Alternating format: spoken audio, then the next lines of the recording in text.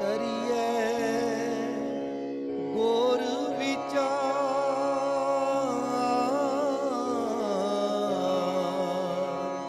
ਨਾਨਕ ਬੇੜੀ ਸੱਚ ਕੀ ਤਰੀਏ ਗੁਰ ਵਿਚਾਰ।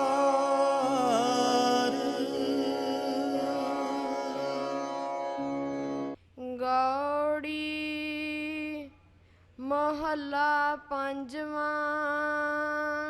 ਕੋਟ ਬਿਗਨ ਹਿਰੇ ਖਿਨ ਮਾਹੇ, ਹਰ ਹਰ ਕਥਾ ਸਾਧ ਸੰਗ ਸੁਨਾਹੇ। ਪੀਵਤ ਰਾਮ ਰਸ ਅੰਮ੍ਰਿਤ ਗੁਣ ਜਾਸ, ਜਪ ਹਰ ਚਰਨ ਮਿਟੀ ਖੁਦ ਤਾਸ। ਰਹਾਉ ਸਰਬ ਕਲਿਆਣ ਸੁਖ ਸਹਿਜ ਨਿਧਾਨ, ਜਾ ਕੇ ਹਿਰਦੈ ਵਸੈ ਭਗਵਾਨ। ਔਖਦ ਮੰਤਰ ਤੰਤ ਸਭ ਛਾਰ, ਕਰਣੈ ਹਾਰ ਹਿਰਦੈ ਮਹਿ ਧਾਰ। ਤਜ ਸਭ ਭਰਮ ਭਜਿਓ ਪਰ ਬ੍ਰਹਮ,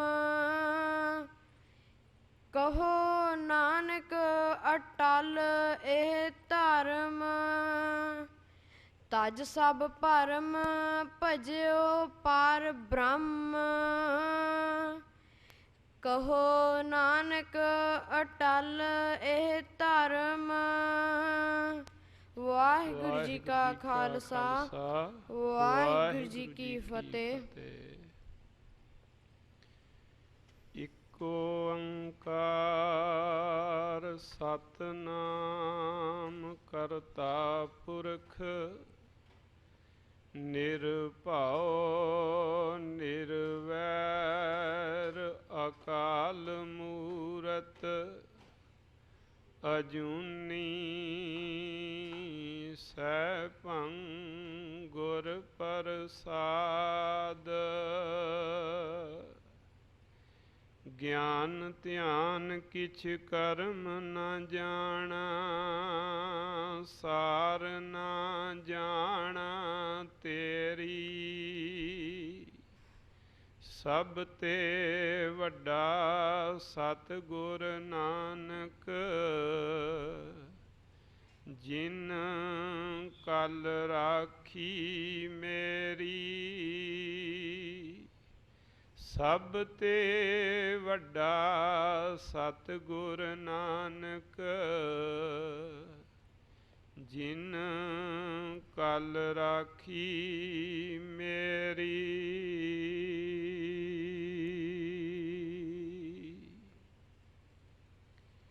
ਸਾਹਿਬਾਂ ਦੇ ਪਾਵਨ ਚਰਨਾਂ ਵਿੱਚ ਸੁਭਾਏਮਾਨ ਗੁਰੂ ਜੀ ਦੀ ਪਿਆਰੀ ਸਵਾਰੀ ਸਾਧ ਸੰਗਤ ਜੀਓ, ਕਿਰਪਾ ਹੋਈ ਦਾਤਾ ਜੀ ਦੀ ਅੰਮ੍ਰਿਤ ਵੇਲਾ, ਸਤ ਸੰਗ ਦੀਆਂ ਮੁਬਾਰਕ ਘੜੀਆਂ, ਇਲਾਹੀ ਗੁਰੂ ਕੀ ਬਾਣੀ ਦਾ ਪਾਠ, ਪਾਵਨ ਬਾਣੀ ਦੀ ਕਥਾ ਵਿਚਾਰ ਦਾ ਸਮਾਂ ਸਤਿਗੁਰਾਂ ਨੇ ਬਖਸ਼ਿਆ ਹੈ। ਸਤਿਗੁਰਾਂ ਦੀ ਕਿਰਪਾ ਹੁੰਦੀ ਹੈ ਤਾਂ ਹੀ ਭਾਈ ਸਤ ਸੰਗ ਦੀਆਂ ਮੁਬਾਰਕ ਘੜੀਆਂ ਪ੍ਰਾਪਤ ਹੁੰਦੀਆਂ ਹਨ। ਫਿਰ ਮੇਰੇ ਪਾਤਸ਼ਾਹ ਹੋਰ ਬਖਸ਼ਿਸ਼ ਕਰਦੇ ਨੇ, ਕਹਿੰਦੇ ਸਾਧ ਸੰਗਤ ਪਾਈ ਪਰਮ ਗਤੇ। ਪਰਮ ਸਭ ਤੋਂ ਉੱਚੀ ਅਵਸਥਾ, ਪਰਮ ਗਤ ਕਿੱਦਾਂ ਪ੍ਰਾਪਤ ਕੀਤੀ? ਸਾਧ ਸੰਗਤ ਵਿੱਚ ਆ ਕੇ, ਗੁਰੂ ਕੀ ਸੰਗਤ ਵਿੱਚ ਬੈਠ ਕੇ। ਮੇਰੇ ਦਾਤਾ ਜੀ ਕਹਿੰਦੇ ਖੋਜਤ ਖੋਜਤ ਸੁਣੀ ਇਹ ਸੋਏ, ਸਾਧ ਸੰਗਤ ਬਿਨ ਤਰਿਓ ਨਾ ਕੋਏ। ਤੇ ਜੋ ਅੱਜ ਦਾ ਪਾਵਨ ਵਾਕ ਲੜੀਵਾਰ ਚੱਲ ਰਹੀ, ਜੋ ਗੁਰੂ ਕੀ ਬਾਣੀ ਦੀ ਵਿਚਾਰ ਹੈ, ਸ਼ਬਦ ਆਪ ਜੀ ਨੇ ਸਰਵਣ ਕੀਤਾ ਹੈ, ਰਾਗ ਗੌੜੀ ਦੇ ਅੰਦਰ ਪੰਜਵੇਂ ਨਾਨਕ ਧੰਨ ਗੁਰੂ ਅਰਜਨ ਦੇਵ ਸੱਚੇ ਪਾਤਸ਼ਾਹ ਦੇ ਮੁਬਾਰਕ ਬਚਨ ਆਰੰਭ ਵਿੱਚ ਹੀ ਸਤਿਗੁਰੂ ਕਹਿੰਦੇ ਨੇ, ਬੰਦਿਆ ਤੇਰੇ ਜੀਵਨ ਦੇ ਕਰੋੜਾਂ ਕਰੋੜਾਂ ਵਿਘਨ ਇੱਕ ਖਿੰਨ ਵਿੱਚ ਹੀ ਨਾਸ ਹੋ ਜਾਣਗੇ। ਵਿਘਨ ਕਿਸ ਨੂੰ ਕਹਿੰਦੇ ਨੇ? ਬੰਦੇ ਦੇ ਬਣਦੇ ਹੋਏ ਕੰਮਾਂ ਵਿੱਚ ਜਿਹੜੀ ਰੁਕਾਵਟ ਪੈਂਦੀ, ਆਪਾਂ ਕਹਿੰਦੇ ਆ ਵੀ ਵਿਘਨ ਪੈ ਗਿਆ ਹੈ। ਵਿਘਨ ਤੇ ਸਾਧ ਸੰਗਤ ਜੀ ਇੱਕ ਹੀ ਮਾਣ ਨਹੀਂ। ਤੇ ਸਤਿਗੁਰੂ ਕਹਿੰਦੇ ਨੇ, ਕੋਟ ਵਿਘਨ ਤਿਸ ਲਾਗਤੇ ਜਿਸ ਨੂੰ ਵਿਸਰੈ ਨਾਉ। ਇੱਕ ਨਹੀਂ, ਅਣਗਿਣਤ ਕਰੋੜਾਂ ਹੀ ਵਿਘਨ ਜ਼ਿੰਦਗੀ ਵਿੱਚ, ਬਣਦੇ ਹੋਏ ਕੰਮਾਂ ਵਿੱਚ ਰੁਕਾਵਟਾਂ, ਜਾਂ ਇੰਜ ਕਹੀਏ ਪਰਮੇਸ਼ਰ ਵਾਲੇ ਪਾਸੇ ਤੁਰਨ ਲੱਗਿਆਂ ਜਿਹੜੀਆਂ ਪਾਪ ਦੇ ਜਿਹੜੇ ਕਰਮ ਨੇ ਉਹ ਵਿੱਚ ਰੋਕ ਪਾਉਣਗੇ। ਬੰਦੇ ਦੀ ਜ਼ਿੰਦਗੀ ਆਪਣੇ ਕੀਤੇ ਪਾਪ ਕਰਮਾਂ ਦੇ ਕਾਰਨ ਕਰਕੇ ਦੁੱਭਰ ਰਹੇਗੀ। ਸਤਿਗੁਰ ਸੱਚੇ ਪਾਤਸ਼ਾਹ ਕਹਿੰਦੇ ਨੇ, ਸਾਧ ਸੰਗਤ ਵਿੱਚ ਆ, ਇੱਥੇ ਬੈਠ ਕੇ ਗੁਰੂ ਕੀ ਬਾਣੀ ਦੀ ਵਿਚਾਰ ਸਦਕਾ ਪਰਮੇਸ਼ਰ ਦੇ ਗੀਤ ਗਾ। ਪਰਮੇਸ਼ਰ ਦੀ ਕਥਾ ਕਹਾਣੀ ਵਿੱਚ ਸੁਰਤ ਨੂੰ ਜੋੜ। ਤੇਰੀ ਜ਼ਿੰਦਗੀ ਵਿੱਚੋਂ ਇੱਕ ਨਹੀਂ, ਅਨੇਕਾਂ ਵਿਘਨਾਂ ਦਾ ਨਾਸ ਹੋ ਜਾਏਗਾ। ਇਹ ਬਾਣੀ ਮਹਾਂਪੁਰਖ ਕੀ ਨਿਜ ਘਰ ਵਾਸਾ ਹੋਏ, ਇਹ ਮਹਾਂਪੁਰਖਾਂ ਦੀ ਬਾਣੀ ਹੈ। ਸਤਿਗੁਰੂ ਕਹਿੰਦੇ, ਜਿਹੜੇ ਇਹਦੀ ਵਿਚਾਰ ਨਾਲ ਜੁੜਦੇ ਨੇ ਆਪਣੇ ਅਸਲੀ ਘਰ ਵਿੱਚ, ਮਹਿਲ ਵਿੱਚ ਪਹੁੰਚ ਜਾਂਦੇ ਨੇ। ਨਿਜ ਘਰ ਵਾਸਾ ਹੋਏ। ਤੋ ਸਾਧ ਸੰਗਤ ਜੀ, ਇੱਕ ਤਾਂ ਰਸ ਕਹਿੰਦੇ ਨੇ ਜਿਹੜਾ ਜ਼ੁਬਾਨ ਦੇ ਨਾਲ ਛੋਹ ਕੇ ਪਤਾ ਲੱਗੇ, ਖਾ ਕੇ ਚਖ ਕੇ ਪਤਾ ਲੱਗੇ। ਇਹ 6 ਤਰ੍ਹਾਂ ਦੇ ਰਸ ਮੰਨੇ ਗਏ ਨੇ। ਸ਼ਾਸਤਰਕਾਰਾਂ ਨੇ 6 ਰਸ ਮੰਨੇ ਨੇ।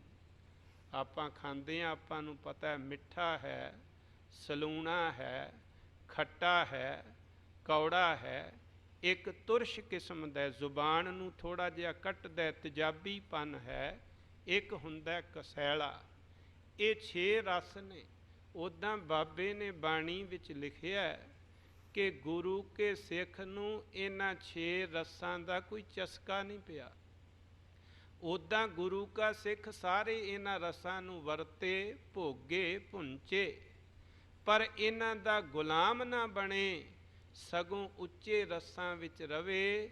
ਗੁਰੂ ਨਾਨਕ ਸਾਹਿਬ ਦੇ ਅੰਮ੍ਰਿਤ ਬਚਨ ਨੇ, ਕਹਿੰਦੇ ਸਭ ਰਸ ਮਿੱਠੇ ਸੁਣਿਐ ਸਾ ਲੋਣੇ, ਸਭ ਰਸ ਮਿੱਠੇ ਮੰਨਿਐ ਸੁਣੀਐ ਸਾ ਲੋਣੇ। ਖਟ ਤੁਰਸ਼ੀ ਮੁਖ ਬੋਲਣਾ ਮਾਰਨ ਨਾਦ ਕੀਏ। ਕਹਿੰਦੇ ਗੁਰੂ ਕਾ ਸਿੱਖ ਜਦੋਂ ਪਰਮੇਸ਼ਰ ਦੇ ਨਾਮ ਵਿੱਚ ਸੁਰਤ ਜੀ ਦੀ ਜੁੜੀ ਹੈ, ਉਹਨੇ ਸਾਰੇ ਮਿੱਠੇ ਰਸਾਂ ਦੇ ਸਵਾਦ ਇਹਦੇ ਵਿੱਚੋਂ ਪ੍ਰਾਪਤ ਕਰ ਲਏ। ਸਭ ਰਸ ਮਿੱਠੇ ਮੰਨਿਐ ਸੁਣੀਐ ਸਾ ਲੋਣੇ। ਨਾਮ ਬੰਦਗੀ ਕਰ ਰਿਹਾ, ਫਿਰ ਸੁਣ ਵੀ ਰਿਹਾ, ਕੀਰਤਨ ਸੁਣ ਰਿਹਾ, ਬਾਣੀ ਸੁਣ ਰਿਹਾ। ਇਹ ਸਾਰੇ ਜਿਹੜੇ ਸਲੂਣੇ ਪਦਾਰਥ ਨੇ, ਗੁਰੂ ਕੇ ਸਿੱਖ ਨੂੰ ਇਹਦੇ ਵਿੱਚੋਂ ਸਵਾਦ ਆ ਜਾਂਦਾ ਹੈ। ਕਹਿਣ ਤੋਂ ਮੁਰਾਦ ਇਹ ਹੈ, ਨਾਮ ਬੰਦਗੀ ਵਿੱਚ ਸੁਰਤ ਇੱਦਾਂ ਗੁਰੂ ਕੇ ਸਿੱਖ ਦੀ ਜੁੜਦੀ ਹੈ ਕਿ ਉਹਨੂੰ ਕਿਸੇ ਵੀ ਰਸ ਕਸ ਦੀ ਖਿੱਚ ਨਹੀਂ ਰਹਿੰਦੀ ਹੈ। ਵਰਤਣਾ ਹੋਰ ਗੱਲ ਹੈ, ਪਰ ਇਹਨਾਂ ਚਸਕੀਆਂ ਵਿੱਚ ਪੱਟੇ ਜਾਣਾ ਹੋਰ ਗੱਲ ਹੈ। ਬਸ ਇਹ ਵਿਚਾਰਨ ਵਾਲਾ ਨੁਕਤਾ ਹੈ। ਮੇਰੇ ਪਾਤਸ਼ਾਹ ਬਾਣੀ ਵਿੱਚ ਇਹ ਬਖਸ਼ਿਸ਼ ਕਰਦੇ ਨੇ। ਤੇ ਕਈ ਵਾਰੀ ਕੀ ਹੁੰਦਾ ਹੈ, ਬੰਦਾ ਮਨ ਦੇ ਪਿੱਛੇ ਲੱਗ ਕੇ ਉਹਨੂੰ ਸੋਝੀ ਕੋਈ ਨਹੀਂ, ਸਰੀਰ ਨੂੰ ਕੀ ਲੋੜ ਹੈ ਕੀ ਨਹੀਂ। ਸਤਿਗੁਰੂ ਕਹਿੰਦੇ, ਖਸਮ ਵਿਸਾਰ ਕੀਏ ਰਸ ਭੋਗ, ਤਾਂ ਤਨ ਉੱਠ ਖਲੋਏ ਰੋਗ। ਮਨ ਅੰਧੇ ਕੋ ਮਿਲੈ ਸਜਾਏ, ਵੈਦ ਨ ਭੋਲੇ ਦਾਰੂ ਲਾਏ। ਅੱਜ ਅਗਰ ਜਗਤ ਵਿੱਚ ਝਾਤ ਮਾਰੀ ਜਾਏ ਤੇ ਬਹੁਤ ਸਾਰੀਆਂ ਬਿਮਾਰੀਆਂ ਬੰਦੇ ਨੇ ਇਹਨਾਂ ਖਾਣ ਦੇ ਚਸਕਿਆਂ ਵਿੱਚੋਂ ਆਪਣੇ ਤਨ ਨੂੰ ਲਵਾ ਲਈਆਂ। ਬੜੇ ਰੋਗ ਇਸੇ ਕਾਰਨ ਕਰਕੇ ਨੇ। ਇੱਕ ਫਿਕਰਾ ਆਉਂਦਾ ਹੈ ਵੀ ਅਸੀਂ ਜਿਉਣ ਲਈ ਖਾਂਦੇ ਹਾਂ ਕਿ ਖਾਣ ਲਈ ਜਿਉਂਦੇ। ਪਰ ਅੱਜ ਬੰਦਾ ਇਹਨਾਂ ਚਸਕਿਆਂ ਦੇ ਪਿੱਛੇ ਦੌੜ ਰਿਹਾ। ਤੇ ਸਤਿਗੁਰਾਂ ਨੇ ਤਾਂ ਭਾਵੇਂ ਮੁਲਕ ਕੋਈ ਹੋਵੇ, ਭਾਵੇਂ ਸੱਭਿਆਚਾਰ ਕੋਈ ਹੋਵੇ, ਸਾਨੂੰ ਇੱਕ ਸਟੀਕ ਗੱਲ ਕਹਿ ਦਿੱਤੀ, ਬਾਬਾ ਹੋਰ ਖਾਣਾ ਖੁਸ਼ੀ ਖੁਆਰ, ਜਿਤ ਖਾਧੇ ਤਨ ਪੀੜੀਆਂ, ਮਨ ਮੈਂ ਚੱਲੇ ਵਿਕਾਰ। ਬਸ ਧਿਆਨ ਰੱਖੀ ਤੇਰਾ ਸਰੀਰ ਰੋਗੀ ਨਾ ਹੋਵੇ, ਮਨ ਵਿਕਾਰੀ ਨਾ ਹੋਵੇ, ਐਵੇਂ ਕਿਤੇ ਖਾਣ ਪੀਣ ਦੇ ਚਸਕੇ ਵਿੱਚ ਇੰਨਾ ਉਲਝ ਜਾਏ। ਬੇਨਤੀ ਕਰਾਂ, ਇੱਕ ਸ਼ੌਕ ਹੁੰਦਾ, ਇੱਕ ਚਸਕਾ ਹੁੰਦਾ। ਸ਼ੌਂਕ ਤੇ ਪੂਰੇ ਹੋ ਜਾਂਦੇ ਨੇ, ਪਰ ਚਸਕਿਆਂ ਵਿੱਚ ਬੰਦਾ ਗੁਲਾਮ ਹੋ ਜਾਂਦਾ ਹੈ। ਜਿਵੇਂ ਇੱਕ ਇੱਛਾ ਹੈ ਬਾਣੀ ਵਿੱਚ ਸ਼ਬਦ, ਇੱਕ ਤ੍ਰਿਸ਼ਨਾ ਹੈ। ਬਾਣੀ ਪੜ੍ਹੋ, ਗੁਰੂ ਜੀ ਕਹਿੰਦੇ ਸਤਿਗੁਰੂ ਇੱਛਾ ਪੂਰੀ ਕਰਨ ਵਾਲੇ ਹਨ, ਪਰ ਤ੍ਰਿਸ਼ਨਾ ਜਿਹੜੀ ਹੈ ਉਹਨੂੰ ਖਤਮ ਕਰਨ ਵਾਲੇ ਹਨ। ਇਹ ਵੇਗ ਦਾ, ਸਪੀਡ ਦਾ ਅੰਦਰ ਫਰਕ ਹੈ।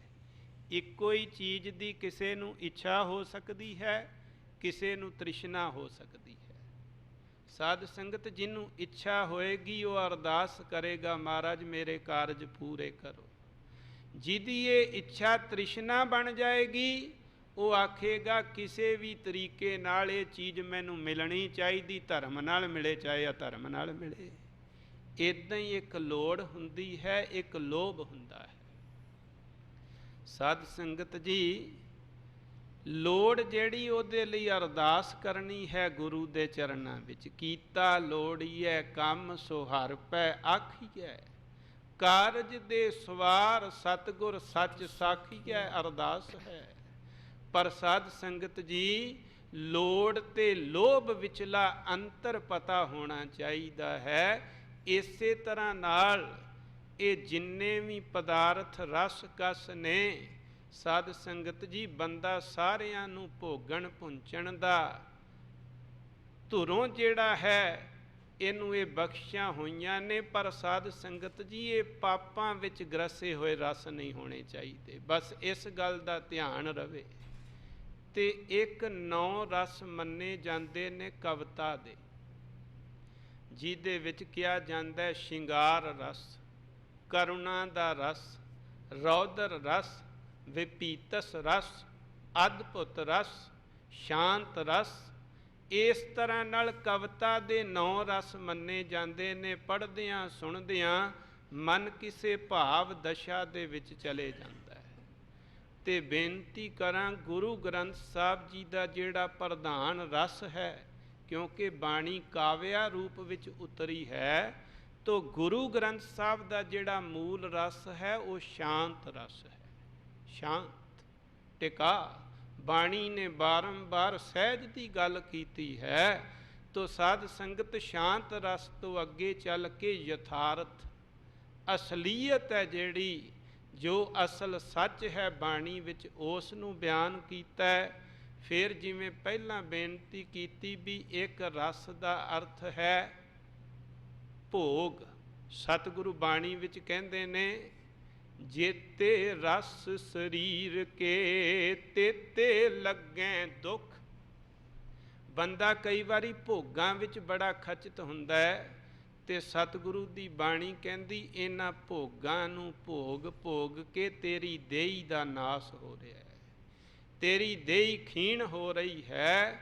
ਤੋ ਸਾਧ ਸੰਗਤ ਜੀ, ਸ਼ਾਸਤਰਕਾਰਾਂ ਨੇ ਲਿਖਿਆ ਬਈ ਅਸੀਂ ਭੋਗਾਂ ਨੂੰ ਨਹੀਂ ਭੋਗਦੇ, ਭੋਗ ਸਾਨੂੰ ਭੋਗ ਜਾਂਦੇ। ਭੋਗਾਂ ਨੇ ਸਾਨੂੰ ਭੋਗ ਲਿਆ ਹੈ। ਤੋ ਕਿਉਂਕਿ ਅੱਜ ਦਾ ਜਿਹੜਾ ਸ਼ਬਦ ਹੈ ਉਹਦਾ ਮੂਲ ਭਾਵ ਰਸ ਦਾ ਚੱਲ ਰਿਹਾ ਹੈ।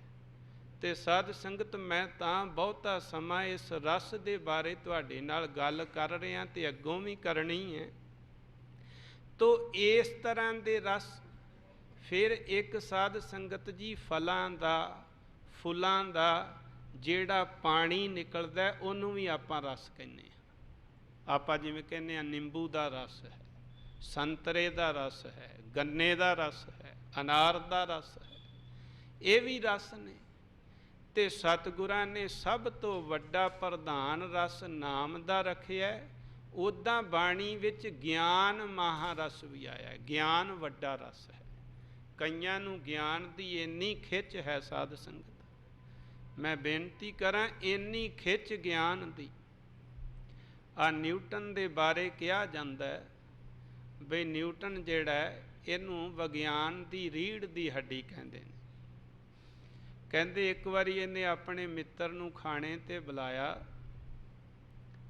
ਇਹ ਪੜ੍ਹਾਈ ਵਿੱਚ ਜਾਂ ਕਈ ਵਾਰੀ ਕਿਸੇ ਖਾਸ ਭਾਵ ਦਸ਼ਾ ਵਿੱਚ ਸੋਚਣ ਲੱਗ ਪੈਂਦਾ ਸੀ ਤੇ ਘੰਟਿਆਂ ਬੱਧੀ ਪਤਾ ਹੀ ਨਹੀਂ ਸੀ ਲੱਗਦਾ। ਇਹਦੇ ਬਾਰੇ ਤੇ ਲਿਖਿਆ ਕਈ ਵਾਰੀ ਨਾ ਬਾਥਰੂਮ ਵਿੱਚ ਨਹਾਉਣ ਲਈ ਜਾਂਦਾ ਸੀ ਤੇ ਘਰ ਵਾਲੀ ਨੂੰ ਵੀ ਪਤਾ ਸੀ, ਉਹ ਦਰਵਾਜ਼ਾ ਨਹੀਂ ਸੀ ਫਿਰ ਖੜਕਾਉਂਦੀ, ਤੇ ਕਈ ਘੰਟੇ ਲਿਖਿਆ ਅੰਦਰ ਹੀ ਕਿਸੇ ਸੋਚ ਵਿੱਚ ਚਲੇ ਜਾਣਾ। ਜੇ ਉੱਠ ਕੇ ਬੈਠਾ, ਸੁੱਤਾ ਉੱਠਿਆ, ਮੰਜੇ ਦੀ ਬਾਹੀ ਫੜ ਕੇ ਬਹਿ ਗਿਆ, ਕਿਤੇ ਮਨ ਦਾ ਅੰਦਰਲਾ ਭਾਵ ਦਿਮਾਗ ਕੋਈ ਸੁਰਤ ਕਿਸੇ ਪਾਸੇ ਚਲੇ ਗਈ, ਕਈ ਘੰਟੇ ਪਤਾ ਹੀ ਨਹੀਂ। ਗਿਆਨ ਵੀ ਵੱਡਾ ਰਸ ਹੈ। ਇਹਦੇ ਬਾਰੇ ਕਿਹਾ ਜਾਂਦਾ ਵੀ ਇਹਨੇ ਇੱਕ ਵਾਰੀ ਆਪਣੇ ਮਿੱਤਰ ਨੂੰ ਬੁਲਾ ਲਿਆ ਖਾਣੇ ਦੇ ਉੱਤੇ, ਤੇ ਸਾਧ ਸੰਗਤ ਜੀ ਮਿੱਤਰ ਆ ਗਿਆ ਜਿਹੜਾ ਸਮਾਂ ਦਿੱਤਾ ਸੀ ਇਹ ਪੜ੍ਹਾਈ ਵਿੱਚ ਮਸਰੂਫ ਸੀ। ਉਹਨੇ ਉਡੀਕਿਆ ਅੱਧਾ ਘੰਟਾ, 1 ਘੰਟਾ, 2 ਘੰਟੇ। ਫਿਰ ਉਹਨੇ ਖਾਣ ਵਾਲੀ ਜਗ੍ਹਾ 'ਤੇ ਗਿਆ। ਲਿਖਿਆ ਖਾ ਪੀ ਕੇ ਤੇ ਹੱਡੀਆਂ ਉਸੇ ਤਰ੍ਹਾਂ ਨਾਲ ਢੱਕ ਕੇ ਉੱਥੋਂ ਚਲਿਆ ਗਿਆ। ਸਮਾਂ ਹੋਰ ਲੰਘ ਗਿਆ। ਨਿਊਟਨ ਨੂੰ ਭੁੱਖ ਥੋੜ੍ਹਾ ਜਿਹਾ ਲੱਗੀ ਹੋਵੇਗੀ। ਕਹਿੰਦੇ ਖਾਣੇ ਵਾਲੇ ਟੇਬਲ 'ਤੇ ਗਿਆ ਤੇ ਜਾ ਕੇ ਜਦੋਂ ਵੇਖਿਆ, ਵੇਖ ਕੇ ਆਪਣੇ ਆਪ ਵਿੱਚ ਹੀ ਗੱਲ ਕਰਦਾ, ਕਹਿੰਦਾ ਅੱਛਾ ਮੈਂ ਖਾਣਾ ਖਾ ਲਿਆ ਸੀ। ਆ ਕੇ ਫਿਰ ਪੜ੍ਹਾਈ ਵਿੱਚ ਲੱਗ ਗਿਆ। ਆ ਕੇ ਫਿਰ ਉਸੇ ਤਰ੍ਹਾਂ ਨਾਲ। ਸਾਧ ਸੰਗਤ ਜੀ ਗਿਆਨ ਵੀ ਜਿਹੜਾ ਰਸ ਹੈ, ਉੱਦਾਂ ਬਾਣੀ ਨੇ ਅੱਖਰ ਗਿਆਨ ਤੋਂ ਲੈ ਕੇ ਸਿੱਖ ਨੂੰ ਬਾਣੀ ਬ੍ਰਹਮ ਗਿਆਨ ਤੱਕ ਲੈ ਕੇ ਜਾਂਦੀ ਹੈ। ਤੇ ਗਿਆਨ ਦੀ ਵਡਿਆਈ ਮਹਾਰਾਜ ਨੇ ਇਹ ਦੱਸੀ ਹੈ, ਗਿਆਨ ਕਾ ਬੱਧਾ ਮਨ ਰਹੈ। ਗਿਆਨ ਕੋਈ ਇਕੱਲਾ ਦੂਸਰਿਆਂ ਨੂੰ ਦੱਸਣੇ ਟੋਕਾ ਟਾਕੀ ਦਾ ਨਾਮ ਜਿਵੇਂ ਬਣੀ ਜਾਂਦਾ, ਇਹ ਨਹੀਂ ਹੈ। ਮਹਾਰਾਜ ਕਹਿੰਦੇ ਗਿਆਨੀਆਂ ਕਾ ਧਨ ਨਾਮ ਹੈ। ਗਿਆਨੀ ਹੋਏ ਸੋ ਚੇਤਨ ਹੋਏ, ਅਗਿਆਨੀ ਅੰਧ ਕਮਾਏ। ਸਤਿਗੁਰੂ ਕਹਿੰਦੇ ਕੁੰਭੇ ਬੱਧਾ ਜਲ ਰਹੈ, ਜਲ ਬਿਨ ਕੁੰਭ ਨਾ ਹੋਏ। ਗਿਆਨ ਕਾ ਬੱਧਾ ਮਨ ਰਹੈ, ਗੁਰ ਬਿਨ ਗਿਆਨ ਨਾ ਹੋਏ। ਗਿਆਨ ਵੀ ਇੱਕ ਰਸ ਹੈ। ਤੋ ਖੈਰ ਗੱਲ ਕਰ ਰਹੇ ਹਾਂ, ਸਭ ਤੋਂ ਵੱਡਾ ਰਸ ਨਾਮ ਦਾ ਰਸ ਹੈ, ਆਤਮ ਰਸ ਹੈ, ਜਿਸ ਨੂੰ ਬਾਣੀ ਦੇ ਵਿੱਚ ਬ੍ਰਹਮ ਰਸ, ਪਿਰਮ ਰਸ, ਇਹਨਾਂ ਸ਼ਬਦਾਂ ਨਾਲ ਜਿਹੜਾ ਬਿਆਨ ਕੀਤਾ ਗਿਆ। ਤੇ ਬੇਨਤੀ ਇਹ ਕਰਨੀ ਵੀ ਇਹ ਰਸ ਬੜਾ ਸ਼ਾਂਤ ਹੈ, ਇਹ ਬੜਾ ਸਹਿਜ ਹੈ। ਦੂਸਰੇ ਚਸਕੇ ਰਸ ਬੜੇ ਤੀਖਣ ਹਨ। ਆ 5 ਵਿਕਾਰਾਂ ਨੂੰ ਵੀ ਰਸ ਕਿਹਾ, ਇਹ ਵੀ ਰਸ ਨੇ। ਸਾਧ ਸੰਗਤ ਜੀ ਨਾਮ ਬੰਦਗੀ ਦਾ ਰਸ, ਆਤਮ ਰਸ, ਰਾਮ ਰਸ, ਇਹ ਬੜਾ ਸਹਿਜ ਹੈ। ਔਰ ਇਸ ਲਈ ਕਬੀਰ ਜੀ ਨੇ ਕਿਹਾ ਵੀ ਇਹਦਾ ਤੈਨੂੰ ਪਤਾ ਕਿਵੇਂ ਲੱਗੇਗਾ, ਕਿਉਂਕਿ ਸਹਿਜ ਵਿੱਚ ਤੀਖਣ ਚੀਜ਼ ਰਲਾਓ ਤੇ ਤੀਖਣ ਦਾ ਪਤਾ ਲੱਗਦਾ ਹੈ, ਤੀਖਣ ਚੀਜ਼। ਇਸ ਵਾਸਤੇ ਕਬੀਰ ਸਾਹਿਬ ਨੇ ਕਿਹਾ, ਕਹਿੰਦੇ ਰਾਰਾ ਰਸ ਨਿਰਸ ਕਰ ਜਾਣਿਆ, ਹੋਏ ਨਿਰਸ ਸੋ ਰਸ ਪਹਿਚਾਨਿਆ। ਕੋਟ ਬਿਗਨ ਹਿਰੇ ਖਿਨ ਮਾਹੇ, ਹਰ ਹਰ ਕਥਾ ਸਾਧ ਸੰਗ ਸੁਨਾਹੇ। ਪੀਵਤ ਰਾਮ ਰਸ ਅੰਮ੍ਰਿਤ ਗੁਣ ਜਾਸ, ਜਪ ਹਰ ਚਰਨ ਮਿਟੀ ਖੁਦ ਤਾਸ। ਰਹਾਉ, ਇਹ ਰਹਾਉ ਦੀ ਪੰਕਤੀ ਸਾਧ ਸੰਗਤ ਨਾਮ ਦਾ ਰਸ, ਰਾਮ ਦਾ ਰਸ। ਔਰ ਕਬੀਰ ਸਾਹਿਬ ਨੇ ਕੀ ਕਿਹਾ, ਕਹਿੰਦੇ ਇਹ ਆਏਗਾ ਤੇਰੇ ਕੋਲ, ਪਰ ਇਹਦੇ ਤੋਂ ਪਹਿਲਾਂ ਇੱਕ ਕੰਮ ਤੈਨੂੰ ਕਰਨਾ ਪਏਗਾ। ਗੌੜੀ ਕਬੀਰ ਜੀ 52 ਅੱਖਰੀ ਵਿੱਚ ਕਹਿੰਦੇ ਨੇ, ਰਾਰਾ ਰਸ ਨਿਰਸ ਕਰ ਜਾਣਿਆ, ਹੋਏ ਨਿਰਸ ਸੋ ਰਸ ਪਹਿਚਾਨਿਆ। ਇਹ ਵਾਲੇ ਰਸ ਦੀ ਜਿਨ੍ਹਾਂ ਨੂੰ ਇੱਕ ਵਾਰੀ ਪਛਾਣ ਆ ਜਾਂਦੀ ਹੈ, ਪਛਾਣ ਵੱਡੀ ਗੱਲ ਹੈ। ਸਾਧ ਸੰਗਤ ਜੀ, ਰਸ ਦੀ ਪਹਿਚਾਣ ਹੋ ਗਈ, ਇੱਕ ਵਾਰੀ ਇਸ ਰਸ ਨੂੰ ਜਾਣ ਲਿਆ, ਨਹੀਂ ਤੇ ਵੱਡੇ ਵੱਡੇ ਗਿਆਨੀ ਵੀ ਕਈ ਵਾਰੀ ਨਹੀਂ ਜਾਣਦੇ। ਗਿਆਨ ਕਿਉਂਕਿ ਨਾਲ ਹੰਕਾਰ ਲੈ ਕੇ ਆਉਂਦਾ ਹੈ। ਬੰਦੇ ਨੂੰ ਪਤਾ ਹੀ ਨਹੀਂ ਲੱਗਦਾ ਵੀ ਮੈਂ ਗਿਆਨ ਦੇ ਰਸ ਵਿੱਚ ਹਾਂ ਕਿ ਹੰਕਾਰ ਦੇ ਰਸ ਵਿੱਚ ਹਾਂ। ਜਿਵੇਂ ਬਾਣੀ ਕਹਿੰਦੀ, ਰਸ ਕਸ ਆਪ ਸਲਾਹਣਾ, ਇਹ ਕਰਮ ਮੇਰੇ ਕਰਤਾਰ। ਬੰਦੇ ਨੂੰ ਪਤਾ ਹੀ ਨਹੀਂ ਲੱਗ ਰਿਹਾ। ਸਤਿਗੁਰ ਸੱਚੇ ਪਾਤਸ਼ਾਹ ਕਹਿੰਦੇ, ਰਸ ਸੋਇਨਾ ਰਸ ਰੂਪਾ ਕਾਮਣ, ਰਸ ਪਰਮਲ ਕੀ ਵਾਸ, ਰਸ ਸੇਜਾ ਰਸ ਘੋੜੇ ਮੰਦਰ, ਰਸ ਮੀਠਾ ਰਸ ਮਾਸ, ਏਤੇ ਰਸ ਸਰੀਰ ਕੇ ਕੈ ਘਟ ਨਾਮ ਨਿਵਾਸ। ਇੰਨੇ ਰਸ, ਇੰਨੇ ਸਵਾਦ। ਕਈ ਚੀਜ਼ਾਂ ਖਾਣ ਦਾ ਰਸ ਦਿੰਦੀਆਂ ਨੇ, ਕਈ ਚੀਜ਼ਾਂ ਕੋਲ ਹੋਵਣ ਰਸ ਦਿੰਦੀਆਂ ਨੇ, ਕਈਆਂ ਦੇ ਭੋਗ ਭੋਗੇ ਜਾਂਦੇ ਨੇ, ਸਵਾਰੀਆਂ ਆਦਿਕ ਵਰਤੀਆਂ ਜਾਂਦੀਆਂ ਨੇ। ਸਾਧ ਸੰਗਤ ਜੀ, ਰਸ ਕਈ ਪ੍ਰਕਾਰ ਦੇ ਨੇ, ਗਿਣੇ ਨਹੀਂ ਜਾ ਸਕਦੇ। ਤੇ ਬੰਦੇ ਦੀ ਸੁਰਤ, ਸਤਿਗੁਰ ਕਹਿੰਦੇ, ਏਤੇ ਰਸ ਸਰੀਰ ਕੇ ਕੈ ਘਟ ਨਾਮ ਨਿਵਾਸ। ਕਹਿੰਦੇ ਇੰਨੇ ਰਸ ਤੈਨੂੰ, ਇੰਨੇ ਚਸਕੇ ਲੱਗੇ, ਇੱਕ ਨਹੀਂ ਦੋ ਨਹੀਂ। ਰਸ ਕਸ ਆਪ ਸਲਾਹਣਾ। ਕਈ ਵਾਰੀ ਕਈ ਬੰਦਿਆਂ ਨੂੰ ਮਿਲੋ, ਹੋਰ ਕੋਈ ਗੱਲ ਨਹੀਂ, ਮੈਂ ਇੰਜ ਕੀਤਾ, ਮੈਂ ਉਂਝ ਕੀਤਾ, ਜਿੱਥੇ ਜਾਣਗੇ ਰਸ ਕਸ ਆਪ ਸਲਾਹਣਾ।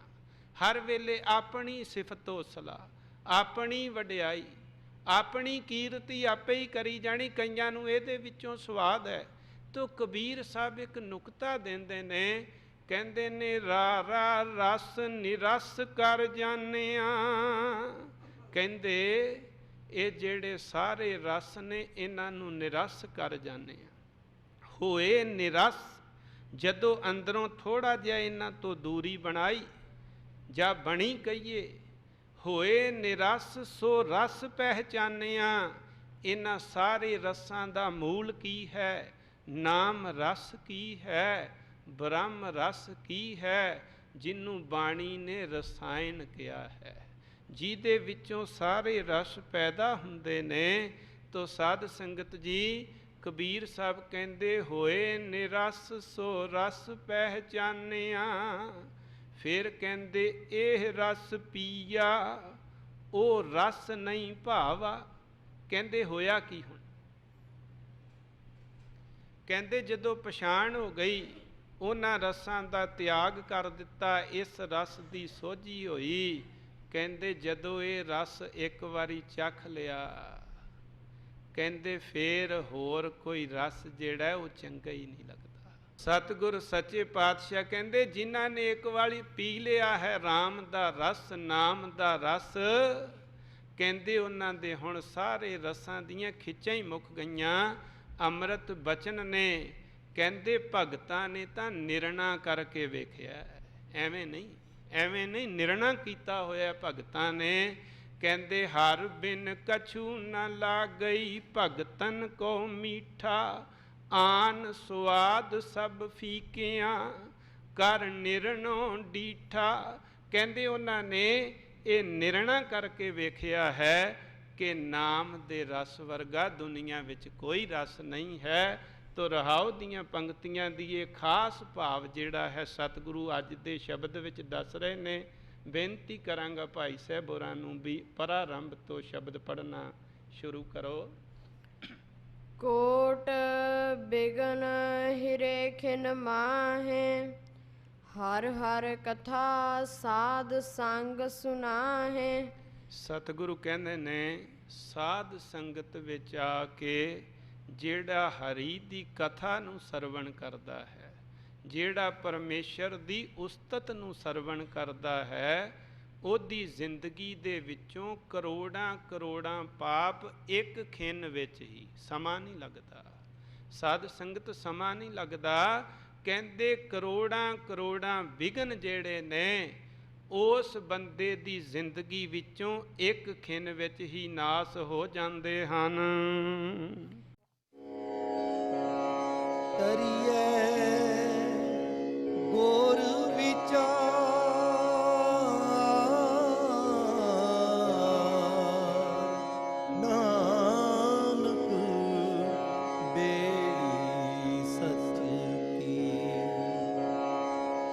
ਤਰੀਏ